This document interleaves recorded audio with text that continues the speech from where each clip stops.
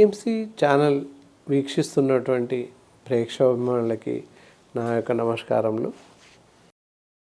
ఆరోగ్యమే మహాభాగ్యం అనే శీర్షిక ద్వారా రకరకాల వ్యాధుల గురించి, రకరకాల జబ్బుల గురించి, అవి ఎలా వస్తాయి, వస్తే తీసుకోవాల్సినటువంటి జాగ్రత్తల గురించి నేర్చుకుంటున్నాం. ప్రతి ఎపిసోడ్లో వ్యాధులు, వాటి లక్షణాలు, వస్తే తీసుకోవాల్సిన జాగ్రత్తలు ఏంటి అనే వాటి గురించి చాలాసార్లు చర్చించుకున్నాము. చాలా ఎపిసోడ్లో వీటి గురించి చెప్పి ఉన్నాము. ఎంత నేర్చుకున్నప్పటికీ, ఎంత తెలుసుకున్నప్పటికీ మనకు అన్ని జబ్బుల గురించి తెలుసు, ఇంకేముందిలే అని చెప్పి అనుకోవడానికి లేదు. మనం ఎంత తెలుసుకున్నా కొత్త కొత్త వ్యాధులు, మనకు తెలియనటువంటి జబ్బులు చాలా వస్తున్నాయి. అవి ఎందుకు వస్తున్నాయి, రావడానికి ఉన్నటువంటి కారణాలేంటి ఇత్యాది విషయాలను నేర్చుకుందాం. వస్తే తీసుకోవాల్సినటువంటి జాగ్రత్తలు, మనం చేయాల్సినటువంటి పనులేంటి రాకుండా ఉండడానికి మొదలగు విషయాలని ఈరోజు ఎపిసోడ్లో తెలుసుకుందాం. నా పేరు డాక్టర్ బాలకృష్ణ, శ్రీ కౌశిక్ ఆయుర్వేద నిలయం, దిల్సుఖ్ నగర్, హైదరాబాద్. ఈరోజు మూత్రపిండాలకు జబ్బులు ఎలా వస్తాయి, ఎందుకు వస్తాయి? చాలామందికి తెలుసు కిడ్నీలో రాళ్ళు ఉంటాయి, రాళ్ళు వస్తాయని తెలుసు. అంతేకాక చాలా రకాల జబ్బులు కిడ్నీకి వస్తాయి. ఎందువల్ల వస్తాయి? మనం తీసుకునేటువంటి ఆహారం కావచ్చు, ఇంకా ఇత్యాది విషయాలు ఏవైనా కావచ్చు. అది ముఖ్యంగా అందులో ఒక రకమైనటువంటి జబ్బును తెలుసుకున్నట్టయితే క్రియాటినిన్ అని చెప్పేసి అంటాము. సిరం క్రియాటినిన్ అని చెప్పేసి రక్తంలో ఉంటుంది. మానవుని రక్తంలో 0.1 నుంచి 0.9 మిల్లీగ్రామ్స్ వరకు ఉండవచ్చును. అంతకన్నా పెరిగినట్లయితే కిడ్నీ మీద ఎఫెక్ట్ చూపించే అవకాశం ఉంది. ఇలా క్రియాటినిన్ అనే పదార్థం ఎలా ఉంది, దాని హెచ్చుతగ్గులేంటి, ఎక్కువ వస్తే ఏమవుతుంది, మనకు ఎలాంటి ఎఫెక్ట్స్ ఫిజికల్గా శరీరంలో మనకు ఎలాంటి మార్పులు సంభవిస్తాయి ఇత్యాది విషయాలను నేర్చుకుందాం. క్రియాటిన్ పెరిగిన పరిస్థితుల్లో కిడ్నీ మీద భారం పెరగడం, దాంతోపాటుగా యూరిన్లో కూడా క్రియాటిన్ లెవెల్ పెరగడం, కొన్ని సందర్భాల్లో యూరిన్లో ఆల్బమిన్ లెవెల్స్ పెరగడం సంభవిస్తుంది. మరి క్రియాటినిన్ లెవెల్ ఎలా ఉంది, దాని యొక్క హెచ్చుతగ్గులు మనకు ఎలా తెలుస్తాయి అనుకున్నట్లయితే మనం ఫిజికల్గా ముఖ్యంగా లక్షణాలు ఏంటి, మానవులో క్రియాటినిన్ లెవెల్ పెరిగింది అని తెలుసుకోవడానికి భౌతిక లక్షణాలు ఎలా కనిపిస్తాయి అనుకున్నట్లయితే పాదాలు, చేతులు, శరీర భాగాలన్నీ కూడా నీరు పట్టినట్టుగా ఉబ్బిపోయి ఉంటాయి. కనురెప్పలు కానీ, మొహం కానీ, కాళ్ళు, చేతులు బాగా ఉబ్బిపోయి ఉంటాయి.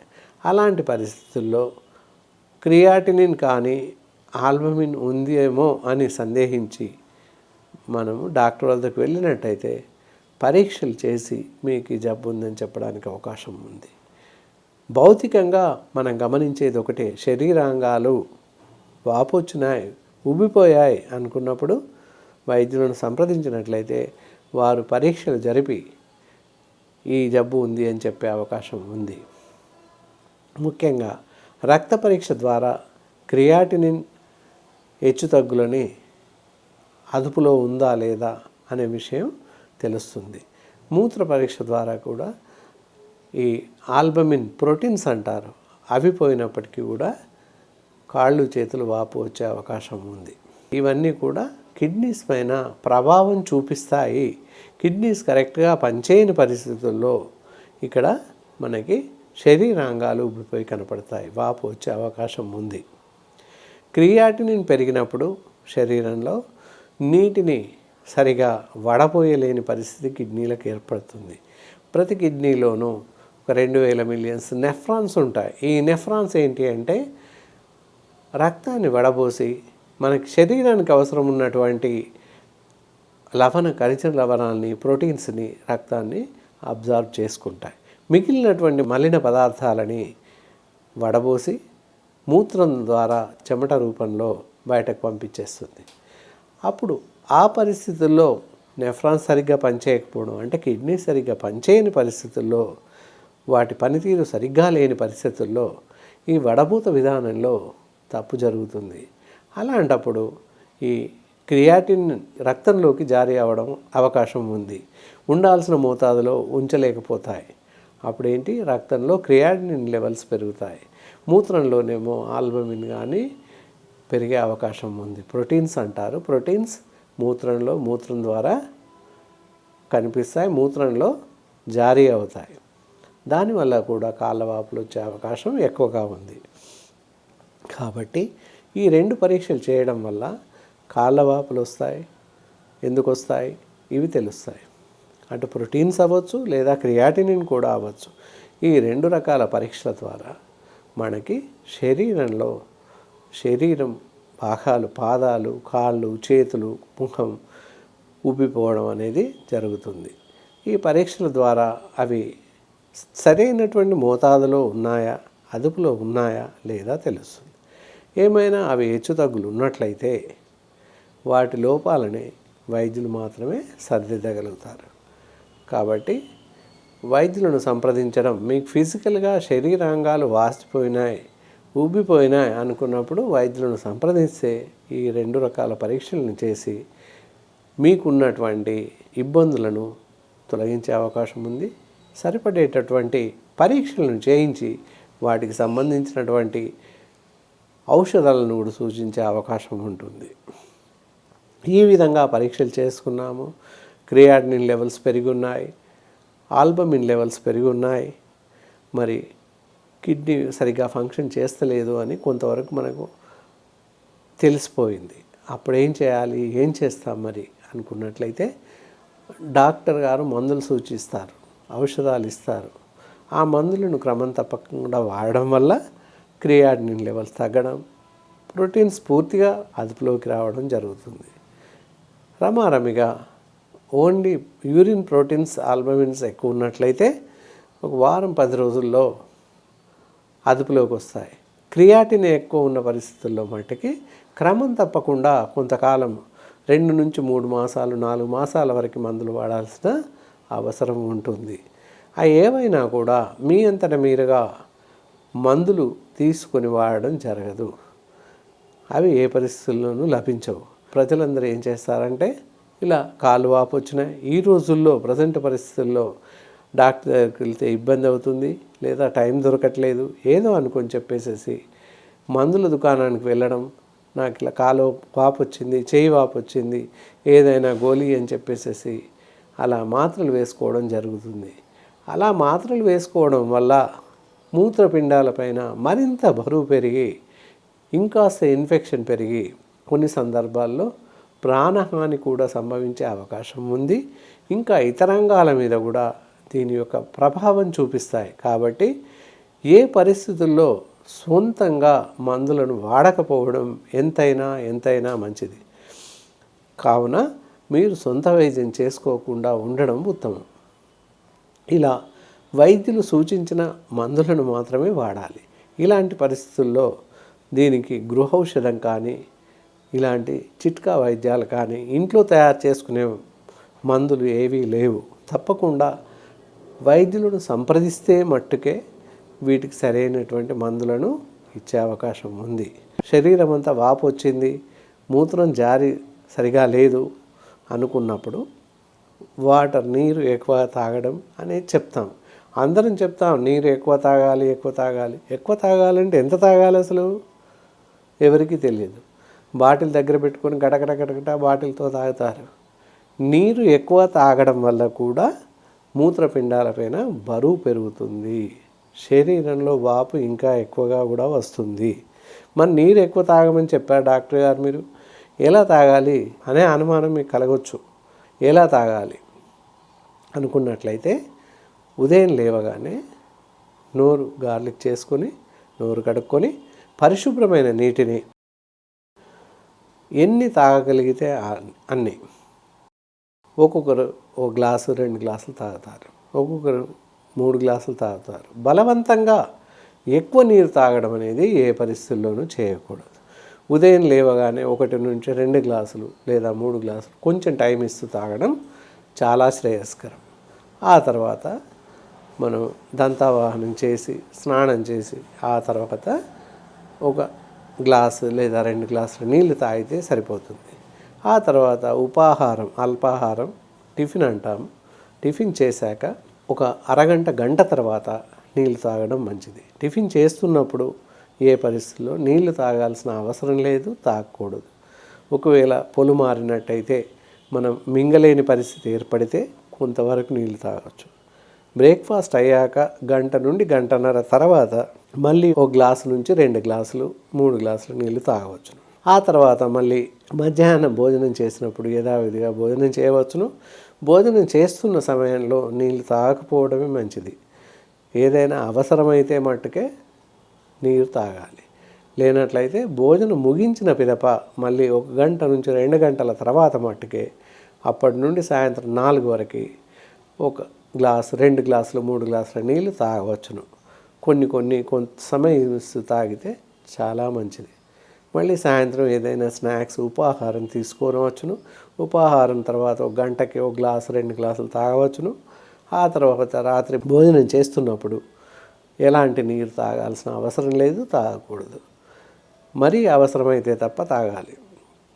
భోజనం ముగించాక 1 గంట నుంచి గంటన్నరకి అప్పుడు 2 గ్లాసులు, 1 గ్లాస్ తాగేసి స్లైట్ వాక్, మోడరేట్గా నడవాలి. తప్పకుండా రాత్రి భోజనం తర్వాత కొంత నడక అనేది మంచిది. మరీ స్పీడ్గా అక్కర్లేదు. కొంత ఇంట్లోనే నడిచినా పర్వాలేదు. ఒక 10-20 రౌండ్స్, ఒక 5-10 నిమిషాలు మోడరేట్గా నడిస్తే చాలు. కొంతవరకు మనం తీసుకున్నటువంటి ఆహారం బాగా జీర్ణమవుతుంది. అందులో ఉన్నటువంటి విషతుల్యమైనటువంటి గ్యాసెస్ కానీ, విష పదార్థాలు కానీ బయటకు వెళ్ళిపోతాయి చెమట రూపంలో. ఆ తర్వాత పడుకునే ముందు ఇంకొక 2 గ్లాసులు నీళ్ళు తాగేసి కొంత టైం తీసుకుని అప్పుడు పడుకున్నట్టయితే ఈ నీరు మనం సమానంగా తీసుకునే అవకాశం ఉంది. మొత్తం రోజు మొత్తంలో కలిపి మనం టోటల్గా 2 నుంచి 3 లీటర్లు 4 లీటర్లు నీళ్లు తాగే అవకాశం ఉంది. ఈ విధంగా తాగినట్టయితే నీరు ఎక్కువ శాతం తీసుకోకుండా మన శరీరానికి అవసరమైనంత మేరకే నీటిని తీసుకునే అవకాశం ఉంది. కాబట్టి ఈ నీటిని త్రాగడం, ఇంటేక్ ఆఫ్ వాటర్ అనేది నిర్దిష్టంగా ఒక పద్ధతి ప్రకారంగా తీసుకున్నట్లయితే నీరు శరీరానికి అందివ్వడంలో మనం సఫలీకృతం అవుతాం. దీనివల్ల మూత్రపిండాలమైన భారం తగ్గుతుంది. మూత్రపిండాలు సక్రమంగా పనిచేస్తాయి. మూత్రపిండాలు సక్రమంగా పనిచేసినంత కాలం మనకి ఈ మూత్రపిండాల జబ్బులు రావు. ఈ జబ్బులు వచ్చినట్లయితే చాలా కష్టంగా మందులు వాడాల్సిన అవసరం ఉంటుంది. తగ్గడానికి చాలా సమయం తీసుకుంటుంది. దీనివల్ల ఇతర జబ్బులు వచ్చే అవకాశం కూడా ఉంది. కాబట్టి ఈ జాగ్రత్తలన్నీ పాటిస్తూ, ఈ ఆహార నియమాలను పాటిస్తూ ఉన్నట్లయితే కొంతవరకు బాగుంటుంది.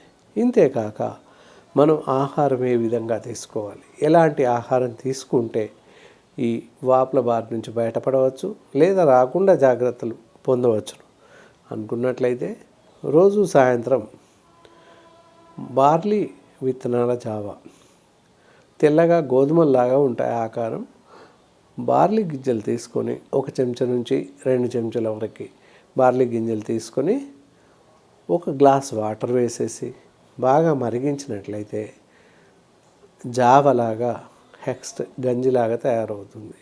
అందులో కాస్త షుగర్ కానీ ఉప్పు కానీ వేసుకొని ఆ నీటిని ఉదయం సాయంత్రం క్రమం తప్పకుండా వాడినట్లయితే మనకి మూత్రపిండాల జబ్బులు రాకుండా ఉంటాయి. ముఖ్యంగా ఒకవేళ వచ్చినప్పటికీ కూడా ఇలాంటి చిన్న చిన్న జబ్బుల్ని తగ్గించుకునే అవకాశం ఉంది. ఇంకొకటి తీసుకునేటటువంటి ఆహారంలో ఈ ఉలువలు అని చెప్పేసి చెప్పుకుంటాము. ఉలువ చారు లేదా ఉలువలతో కషాయం చేసుకుని కూడా తాగవచ్చు. జస్ట్ ఒక 2 స్పూన్స్ 3 స్పూన్స్ ఉలువలు తీసుకొని గ్లాస్ వాటర్ వేసేసుకొని బాగా ఉడికించి ఆ వచ్చినటువంటి కషాయాన్ని కాస్త ఉప్పు వేసుకొని రోజు ఉదయం సాయంత్రం సేవించినట్లయితే ఈ క్రియాటినిన్ జబ్బు లేదా ఆల్బుమిన్ జబ్బు కూడా అదుపులో ఉండే అవకాశం ఉంటుంది. వారంలో ఒకసారి మామూలు సాధారణంగా ఆరోగ్యంగా ఉన్నటువంటి వ్యక్తులు కూడా ఈ పైన చెప్పినటువంటి బార్లీ నీళ్లు కానీ లేదా ఉలువ చారు కానీ వారంలో 1 నుంచి 2 సార్లు తీసుకున్నట్లయితే మూత్రపిండాల వ్యాధుల బారిన పడకుండా ఉండే అవకాశం ఉంది. కావున ఈ జాగ్రత్తలు ఎవరైనా అందరూ పాటించే అవకాశం ఉంది. పాటించినట్లయితే మీ మూత్రపిండాలని మీరే కాపాడుకునే అవకాశం ఉంది. ముఖ్యంగా ప్రోటీన్స్, ఆల్బమిన్స్, క్రియాటినిన్ అనే జబ్బుల బారిన పడకుండా ఉంటారు. కాబట్టి ఈ జాగ్రత్తలు తీసుకున్నట్లయితే ఈ క్రియాటినిన్ బారిన పడకుండా ఉంటాము. ఈ విధంగా ఆహార నియమాలను పాటిస్తూ తగిన జాగ్రత్తలు తీసుకున్నట్లయితే ఎంతైనా మంచిది. ఆహారంలో ఎలాంటి ఆహారం తీసుకుంటే మంచిది అనుకున్నట్లయితే అన్ని రకాల ఆహార పదార్థాలను తీసుకోవచ్చును. ఎక్కువగా లిక్విడ్స్, సెమీ లిక్విడ్స్ లాగా రసాలు, పులుసులు అలాంటివి ఎక్కువ తీసుకోవడం ఎంతైనా మంచిది. అది కాకుండా అన్ని తేలిగ్గా జీర్ణమయ్యేటటువంటి ఆహార పదార్థాలు తప్పకుండా తీసుకోవాలి. మలబద్ధకం లేకుండా చూసుకోవాలి. ఇవి చేసినట్లయితే మనకి ఈ జబ్బులు రాకుండా ఉండే అవకాశం ఎక్కువగా ఉంది. ఇంకా ఇలాంటి నియమాలను పాటిస్తూ ఇంకా ఎలాంటి ఆహార పదార్థాలు తీసుకోకూడదు, నిషిద్ధమైనటువంటి ఆహార పదార్థాలు అనుకున్నట్లయితే ఈ ఎక్కువ ఉండేటటువంటి చిక్కుళ్ళు, అనుములు ఇలాంటి పదార్థాలు ఏవైతే ఉన్నాయో అవి తీసుకోకూడదు. తర్వాత liquor, soft drinks, cool drinks అంటారు. కూల్ డ్రింక్స్ ఏ పరిస్థితుల్లోనూ తీసుకోకూడదు. శీతల పానీయాలు తీసుకోవడం వల్ల, కూల్ డ్రింక్స్ అంటాము, అవి తీసుకోవడం వల్ల కిడ్నీ స్టోన్స్ వచ్చే అవకాశం ఉంది. ఎక్కువగా మూత్రపిండాల బారిన పడే అవకాశం కూడా ఉంది. కాబట్టి ఈ శీతల పానీయాలను ఏ పరిస్థితుల్లోనూ ప్రతి మానవుడు తీసుకోకుండా ఉండడమే ఎంతైనా మంచిది. ఈ జంక్ ఫుడ్స్ ఏవైతే ఉన్నాయో, ఫ్రై ఫుడ్స్ కానీ, ఫ్రై రైస్ కానీ, బయట తీసుకునేటువంటి కేక్స్, పిజ్జాస్, బర్గర్స్ ఇత్యాది ఆహార పదార్థాలు అసలే తీసుకోకూడదు. ఇంకా మనకు అంతగా తినాలి అనుకున్నట్లయితే అన్ని రకాల పళ్ళను తీసుకోవచ్చును. అరటిపళ్ళు, ఆరెంజెస్, సంత్రాలు, ద్రాక్షలు, సపోటాలు, పప్పాయ ఇలా ఏ సీజన్లో దొరికేటటువంటి పళ్ళు ఆ సీజన్లో అన్నీ తినడం ఎంతైనా ఉత్తమం. ఇక్కడ ముఖ్యంగా గమనించాల్సిన విషయం ఏంటంటే డయాబెటీస్, మధుమేహ వ్యాధిగ్రస్తులు వాళ్ళకి అరటిపళ్ళు, మామిడి పళ్ళు, సపోటాలు, పప్పాయ ఇత్యాది పళ్ళు, సీతాఫలాలు తినకూడదు. అవి తప్పించి మిగతా అన్ని రకాల పళ్ళను తినవచ్చు. అల్లనేరేడు పళ్ళు, జామున్స్ అంటారు, వాటర్ మిలన్, మస్క్ మిలన్ ఇలా ఇవన్నీ రకాలటువంటి పళ్ళను ఈ మధుమేహ వ్యాధిగ్రస్తులు తినవచ్చును. యాపిల్స్ తినవచ్చును, జామకాయలు తినవచ్చును. ఇలా అన్ని రకాల పళ్ళను తీసుకోవచ్చును. పళ్ళ రసాలు చేసుకొని తినవచ్చును. అంతేకాని కృత్రిమంగా తయారైనటువంటి కూల్ డ్రింక్స్ని, శీతల పానీయాలని ఎవరు ఎప్పుడూ సేవించకపోవడం చాలా మంచిది. అవి సేవించడం వల్ల మనకు తెలియకుండానే స్లో పాయిజన్ లాగా మన శరీరం మీద అవలక్షణాలను పొందుపరిచి రకరకాల జబ్బులను తీసుకొస్తాయి. ముఖ్యంగా మూత్రపిండాల జబ్బులు రావడానికి కారణం శీతల పానీయాలు అండ్ లిక్కర్. వీటిని మానేయడం చాలా చాలా మంచిది. కాబట్టి చాలా జాగ్రత్తలు పాటిస్తూ ఇవి మానేయడం ఎంతైనా ఉత్తమం.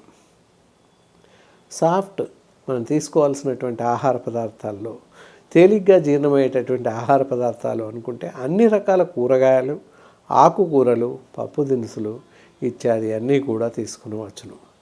ముఖ్యంగా శరీరం వేడి ఉన్న పరిస్థితుల్లో పెసర పానీయం, పెసరపప్పును మెత్తగా ఉడికించి దానిలో కట్టులాగా, లిక్విడ్ లాగా తయారు చేసుకొని రోజు ఒక గ్లాస్, 2 రోజులకు ఒక గ్లాస్ తాగినట్లయితే శరీరంలో ఉన్నటువంటి ఉష్ణము తీసేస్తుంది, వేడిని తీసేస్తుంది. దానివల్ల శరీరం సమశీతోష్ణ స్థితిలో ఉంటుంది. దీనివల్ల ఏంటి అంటే మూత్రం మంట రావడం తగ్గుతుంది, శరీరంలో పొగలు కక్కడం లేకపోతే మంటలాడడం, శరీరం చిరుచిరులాడడం అనేది తగ్గిపోతుంది. కాబట్టి వారంలో 1-2 సార్లు పెసర పానీయం తాగవచ్చును. దీనితో శరీరం ఎప్పుడు న్యూట్రలైజ్గా సమశీతోష్ణ స్థితిలో మరీ ఎక్కువ వేడి కాకుండా శరీరాన్ని కాపాడుతుంది. ఇలా ఇంట్లోనే తయారు చేసుకున్నటువంటి ఆహార పదార్థాలు భుజించడం ద్వారా మన ఆరోగ్యం ఎంతైనా బాగుంటుంది. కాబట్టి ఈ ఆహార నియమాలను పాటిస్తూ ఇత్యాది విషయాలను తెలుసుకుంటూ ఈ పైన చెప్పినటువంటి సూచనలు పాటిస్తూ ఉంటే ఎంతైనా మంచిది. ఇంతే కాకుండా దీనికి సరిపడేటటువంటి మందులు, ఇలా ఉన్న పరిస్థితుల్లో మందులు ఏంటి, మందులు ఉన్నాయా, మరి ఉంటే ఏం చేయాలి, మనం ఇంట్లో ఏమైనా మందులు వాడొచ్చా అని తెలుసుకునే పరిస్థితుల్లో ఇంట్లో తీసుకోవాల్సినటువంటి పదార్థాలు పైన 2 చెప్పుకున్నాం. బార్లీ కషాయం ఒకటి, ఉలువల చారు ఒకటి. ఆ 2 సేవించినట్లయితే కొంతవరకు మనకి మూత్రపిండాల బారిన పడకుండా, తర్వాత ఒకవేళ వచ్చినప్పటికీ ఈ శరీరంలో ఉండేటటువంటి వాపు తగ్గిపోయే అవకాశం ఉంది. వాటితో పాటుగా తప్పకుండా డాక్టర్లను సంప్రదించి వారు సూచించిన మేర మందులను వాడడం చాలా మంచిది. ఇంకేం చేస్తే మన మూత్రపిండాలను కాపాడుకోవచ్చును, క్రియాటినిన్ బారిన పడకుండా ఉండే అవకాశాలు ఉన్నాయి అని చెప్పినట్లయితే, ముఖ్యంగా ఈ కూరలలో ఇంకా మనం తీసుకునేటటువంటి ఆహార పదార్థాలలో ఇంకో కొన్ని ఆహార పదార్థాలు నిషిద్ధమైనవి ఉన్నాయి. ఏంటంటే క్యాలీఫ్లవర్, క్యాబేజీ, చేమగడ్డలు, చేమదుంపలు అంటారు. ఇంకోటి ముల్లంగి, ఇవి తినకూడదు. ఇవి నిషిద్ధమైనటువంటి ఆహార పదార్థాలు. ఇవి మానేసి మిగతా ఆహార పదార్థాలను తీసుకోవడం చాలా మంచిది. ఎప్పుడైతే ఈ వ్యాధి బారిన పడ్డ వాళ్ళు మాత్రమే ఇవి మానివేయడం మంచిది. మిగతా సామాన్య ప్రజలు అన్ని రకాల కూరగాయలను తినడం చాలా మంచిది. ఎందువల్ల అంటే వాటి వల్ల వచ్చేటటువంటి మనకి లాభాలు, ప్రోటీన్స్ కానీ వాటి యొక్క శక్తి కానీ మన శరీరానికి ఎంతో అవసరం ఉంటుంది. కాబట్టి అన్ని రకాల ఆహార పదార్థాలను సామాన్య మానవులు తీసుకోవచ్చును. ఈ జబ్బు బారిన పడిన వాళ్ళు మట్టుకే ఈ పైన ఉదాహరించిన ఆహార పదార్థాలు తినకూడదు. అంతేకాకుండా ఈ ఎప్పటికప్పుడుగా మనం ఎవ్రీ మంత్ నెల ఈ జబ్బు బారిన పడ్డవాళ్ళు వైద్యులను సంప్రదించడం చాలా మంచిది. మొన్న వెళ్ళి వచ్చాను, ఇంకా మళ్ళీ వెళ్ళడం ఎందుకు అని చెప్పేసి అవే మందులు వాడుతూ ఉండడం సహజంగా జరుగుతుంది. మందులు అయిపోగానే మందుల చీటీ తీసుకెళ్ళి మందులు కొనుకొచ్చుకోవడం, వాడడం జరుగుతూ ఉంది. అలా కాకుండా ఎవ్రీ మంత్, ప్రతి నెల అంటే నెల, 15 రోజులు అంటే 15 రోజులు డాక్టర్ సూచించిన విధంగా ఆ సమయంలో వైద్యులను సంప్రదించి వారు సూచించినటువంటి మందులను, ఔషధాలను ఆ పద్ధతి ప్రకారంగా వాడితేనే మీకున్నటువంటి ఈ లక్షణాలు, జబ్బు తగ్గిపోయే అవకాశం ఉంది. కాబట్టి ఎప్పుడైతే ఫిజికల్గా మనిషి ఉబ్బిపోయినట్టు కనిపిస్తాడో ఏమాత్రం ఆలస్యం చేయకుండా మంచి అనుభవజ్ఞులైన ఆయుర్వేద వైద్యులను సంప్రదించడం ఎంతైనా శ్రేయస్కరం. అలా కాక అలక్ష్యంగా ఉన్నట్టయితే కొన్ని సందర్భాల్లో ప్రాణహాని సంభవించే అవకాశం ఉంది. కాబట్టి ఏమాత్రం ఆలస్యం చేయకుండా, అలక్ష్యం చేయకుండా వైద్యులను సంప్రదించాలి. ఇంకెలాంటి జాగ్రత్తలు తీసుకోవాలి అనుకున్నట్లయితే, మామూలుగా సమయం దాటిపోయినాక భోజనం చేయకూడదు. సమయానుకూలంగా ఉదయము, సాయంత్రము, రాత్రి ఈ విధంగా మనం సమయాన్ని నిర్దిష్టించుకొని భోజనం చేయడం, ఆహారాలు సేవించడం ఎంతైనా మంచిది. పూర్తిగా సమయం దాటిపోయాక భోజనం చేయడం కానీ, లేదా టైం లేకుండా గంటకు తినడం కానీ చేయకూడదు. మితిమీరిన ఆహారం ప్రమాదమే. నిరాహారంగా అంటే ఆహారం తీసుకోకుండా ఉండడం కూడా ప్రమాదమే. ఎక్కువగా ద్రవ పదార్థాలు తీసుకోవడం చాలా మంచిది, ఇందాకే చెప్పుకున్నాం. అలా అని పదే ద్రవ పదార్థాలు తీసుకోవడము మంచిది కాదు. నీరు త్రాగే విధానాన్ని శ్రద్ధగా చెప్పాము. వాటిని జాగ్రత్తగా పరిశీలించి నీటి సేవన విధానం పాటించినట్లయితే ముఖ్యంగా మూత్రపిండాల బారిన పడకుండా ఉంటాము. మిగతా ఆహార పదార్థాలు ఏవైతే చెప్పుకున్నామో అవన్నీ క్రమ పద్ధతిలో ఆహారం తీసుకోవడం మంచిది. ఏ కూరగాయలైనా, మనం ఏ ఆహార పదార్థాలైనా రుచిగా ఉన్నాయని చెప్పేసేసి, లేదా చౌకగా లభిస్తున్నాయని చెప్పేసేసి ఒకే రకమైనటువంటి కూరగాయలను వాడకూడదు. అన్ని రకాల కూరగాయలను పద్ధతి ప్రకారంగా క్రమ పద్ధతిలో మినిమం 5 రోజులు లేదా వారం రోజులకు ఒకసారి వచ్చేలాగా చూసుకుంటూ మనకి ఆహార నియమాలను పాటించినట్లయితే మన ఆరోగ్యం సక్రమంగా ఉంటుంది. ఇలా జబ్బుల బారిన పడకుండా ఉంటాము. ఇలా కాళ్ళవాపులు అలాగే వచ్చినట్టయితే ఉన్నట్ల పరిస్థితుల్లో మందులు వాడుతున్నప్పటికీ ఇంకొక ముఖ్యమైనటువంటి సూచన ఏంటంటే, పడుకున్నప్పుడు కాళ్ళ కింద పాదాల నుండి మోకాళ్ళ వరకు దిళ్ళు పెట్టుకొని పడుకోవడం. ఒక 2 దిళ్ళు పెట్టుకొని పడుకున్నట్లయితే కొంతవరకు కాళ్ళ వాపులు తగ్గే అవకాశం ఉంటుంది. కాకపోతే అలా పెట్టుకొని మందులు వాడుతున్నప్పటికీ దిళ్ళు పెట్టుకొని పడుకోవడం ఎంతైనా శ్రేయస్కరం. త్వరగా వాపులు తగ్గే అవకాశం ఉంటుంది. ఏది ఏమైనప్పటికీ సొంత వైద్యం ఈ పరిస్థితుల్లో చేసుకోకపోవడం ఉత్తమోత్తమైనటువంటి విషయం. కాబట్టి ఇలా ఫిజికల్గా మీకు అనుమానం వచ్చినప్పుడు, ఏమైంది అని తెలుసుకోవాలనుకున్నప్పుడు తప్పకుండా వైద్యులను సంప్రదించి వారి సూచనల మేరకు మాత్రమే ఔషధ సేవనం చేయడం సర్వోత్తమం. ఏ పరిస్థితుల్లోనూ సొంత వైద్యం చేసుకోకూడదు. ఈ పైన చెప్పినటువంటి సలహాలు, సూచనలు, ఆహార నియమాలను పాటిస్తూ ఇలాంటి జబ్బుల బారిన పడకుండా మిమ్మల్ని మీరు కాపాడుకుంటూ ఉంటారని ఆశిస్తూ ఈ ఎపిసోడ్ ముగిస్తున్నాను. నమస్కారం.